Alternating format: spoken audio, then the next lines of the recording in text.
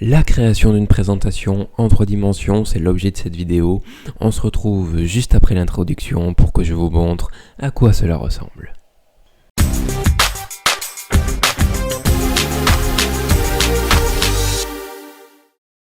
Mais avant de commencer à vous expliquer quoi que ce soit, je voudrais que vous alliez faire un tour sur FrenchTemplates.fr, mon site internet et le site internet du projet French Templates qui va vous permettre de retrouver la boutique, les formulaires d'abonnement et toutes les formations sur Udemy. Ce sont des formations certifiées, je vous le rappelle, n'hésitez pas à aller faire un tour et en même temps laissez un petit like, un petit abonnement, ça fait toujours plaisir, merci.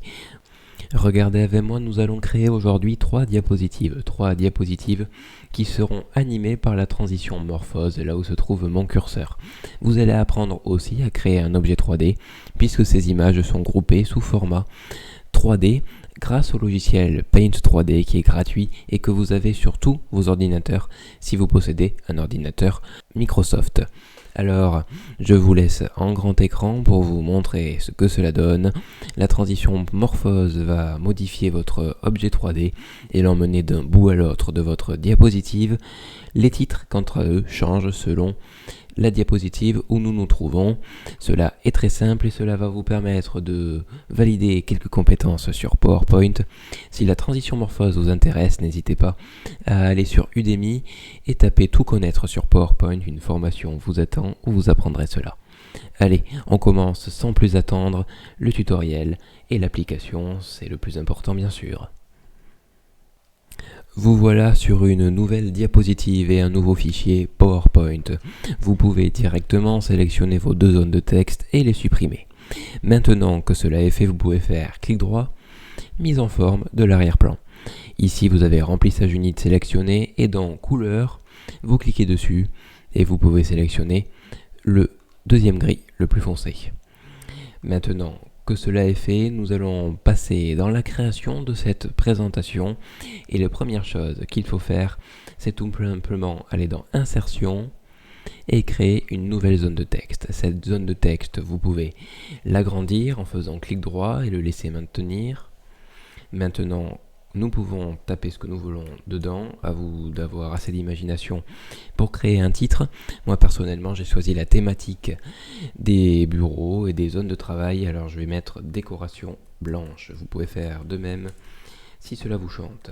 Maintenant que vous avez tapé cela, vous pouvez sélectionner tous vos mots, aller dans votre onglet accueil et sélectionner la police Agency FB.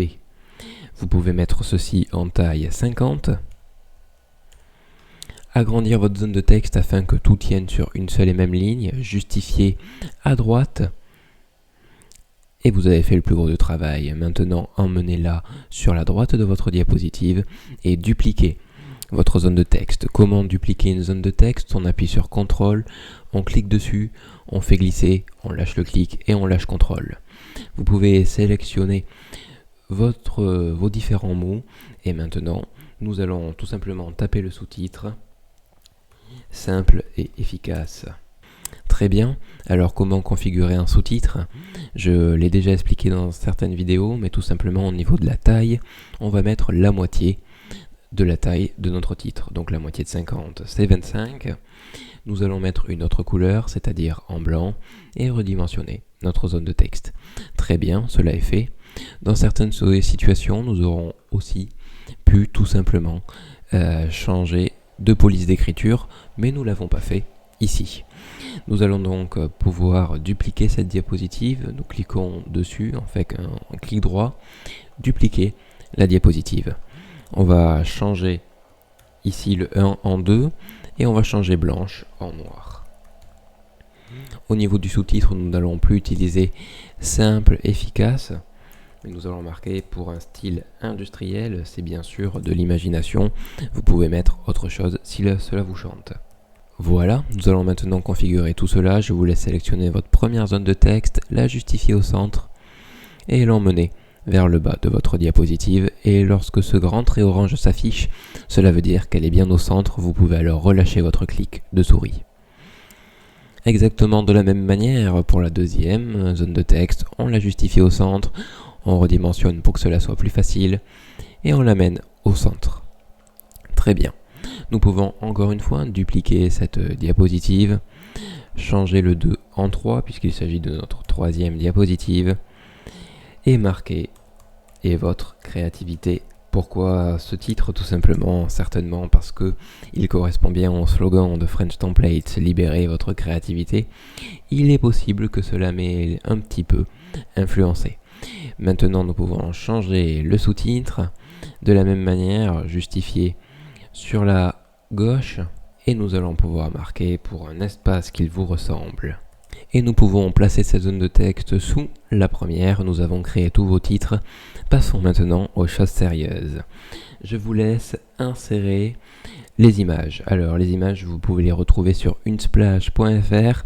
C'est un site qui va vous permettre d'avoir des images libres de droit et de très bonne qualité. N'hésitez pas à y aller faire un tour. Et si vous voulez plus d'informations, une vidéo qui s'appelle 8 sites web pour être plus productif sur PowerPoint, que j'ai réalisé il y a quelques mois, va vous permettre de mieux comprendre ce site. Alors vous pouvez insérer 3 images, une de Fernando Hernandez, une de Mathias Oberloher et une de Zarak Khan. Les voici qui sont arrivés et la première chose à faire, c'est de les sélectionner une à une et dans l'onglet mise en forme qui s'ouvre, cliquez sur rogner, rapport hauteur-largeur 16 neuvième. Pourquoi 16 neuvième? Car tout simplement, c'est la dimension de votre diapositive et comme cela, elle sera au même format que votre diapositive et c'est plus simple pour la suite. Vous pouvez faire pareil avec la seconde, rapport hauteur-largeur 16 neuvième et vous cliquez n'importe où sur l'écran pour valider. On fait pareil avec la troisième, rogner, rapport hauteur-largeur 16 neuvième et on clique n'importe où pour valider. On peut ensuite les mettre exactement à la même taille. Voici la première, la seconde qui arrive ici. Je peux la coller contre pour voir si elle est à la même taille. À quelque chose près, c'est bon. Et la deuxième de la même manière. Alors maintenant, il est important de les mettre sous le bon angle, c'est-à-dire que notre image blanche sera sur votre droite, notre image floue sera sur la gauche et notre image noire sera en bas. Vous pouvez laisser un petit espace entre les images et ne pas les coller. Dézoomer bien sûr pour que cela soit plus simple de les manipuler. Et une fois que vous les avez placées comme vous le souhaitez, vous pouvez toutes les sélectionner en faisant CTRL plus clic, faire clic droit dessus, grouper, grouper. De cette manière, vos images ne forment plus qu'un seul et même objet et elles pourront toutes être redimensionnées proportionnellement lorsque vous maintenez enfoncé la touche maj. La touche maj, c'est celle qui est sous le cadenas qui vous permet de mettre vos lettres en majuscules. Vous pouvez placer vos images comme ceci et nous allons maintenant les transformer en objets 3D. Vous pouvez les sélectionner, les copier en faisant CTRL-C et vous rendre sur Paint 3D. Vous pouvez le rechercher, ce logiciel, dans la barre de recherche et cliquer sur Ouvrir. Vous pouvez ici cliquer sur Nouveau, faire CTRL-V pour coller tout simplement vos images. Et maintenant que vos images sont collées, vous avez ici une fonction Passer en 3D. Vous cliquez dessus et le logiciel s'occupe de tout. Vos images sont devenues un objet 3D. Pour l'enregistrer et le sauvegarder, vous allez ici dans Menu. Et une fois que vous avez cliqué sur Menu, il y a Enregistrer sous, Modèle 3D. Et vous pouvez l'enregistrer en cliquant ici sur Enregistrer. L'enregistrement s'effectue, vous avez fait le plus dur, on se retrouve sur PowerPoint. Vous pouvez supprimer vos images, puisque maintenant vous les avez enregistrées dans Paint 3D, et les insérer grâce à votre explorateur de fichiers. Votre objet 3D arrive, il est possible qu'il soit long à insérer car un objet 3D est un fichier lourd. Vous pouvez l'agrandir, toujours avec la touche maj, pour que les tailles restent proportionnelles. Et faire en sorte que sur votre première diapositive, cela soit l'image blanche qui ressort pour que cela soit en accord avec le titre.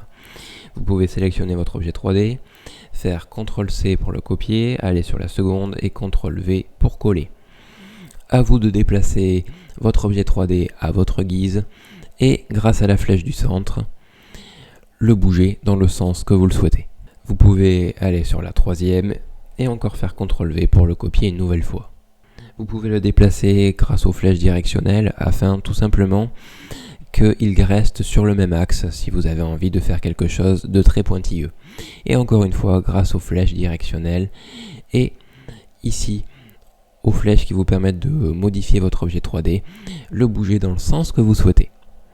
Très bien, il ne reste plus qu'à insérer la transition morphose. Vous sélectionnez toutes vos diapositives en faisant clic plus CTRL, allez dans transition, sélectionnez morphose et vous pouvez ajouter une durée sur 3 secondes.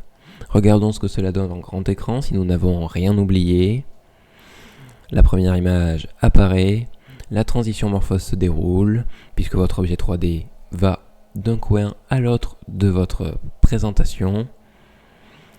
Et pour la troisième diapositive, il y a exactement le même effet. Bravo à vous. J'espère que cette vidéo vous a plu, qu'elle vous a permis d'en apprendre plus. Si vous avez envie de devenir un pro sur PowerPoint, n'hésitez pas à taper tout connaître sur PowerPoint dans la barre de recherche Udemy, udemy.fr bien sûr, pour retrouver notre formation certifiée. Je vous dis à la prochaine et surtout n'oubliez pas, libérez votre créativité.